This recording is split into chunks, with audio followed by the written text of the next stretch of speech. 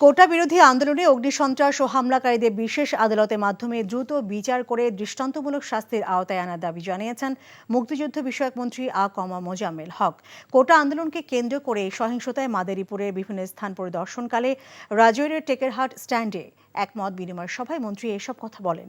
সংযুক্ত আরব আমিরাতে বিক্ষোভ করায় বাংলাদেশিদের 24 ঘন্টার মধ্যে শাস্তি দেওয়া হয়েছে উল্লেখ করে তিনি বলেন, যে হাতে মুক্তিযোদ্ধা কমপ্লেক্সে আগুন দেওয়া হয়েছে সেই হাত শুধু ভেঙে গুঁড়িয়ে দিলেই হবে না, আরও চরম শাস্তি দিতে হবে।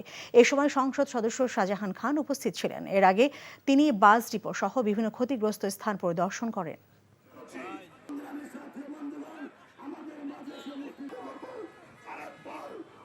যারা এই সমস্ত জঙ্গি তারা কোথায় কিভাবে লুকিয়ে আছে সবসময় জানে, অর্থাৎ দৃশ্যমান জঙ্গি যেটা অবশ্যই তদন্তের মাধ্যমে তাদেরকে খুঁজে বের করা হবে এবং তাদের দৃষ্টান্তমূলক শাস্তি ইনশাল্লাহ নিশ্চিত করবে। এখন জন্ম সনদ দিয়ে খোলো বিকাশ স্টুডেন্ট অ্যাকাউন্ট। নিজের বিকাশ নিজে কর।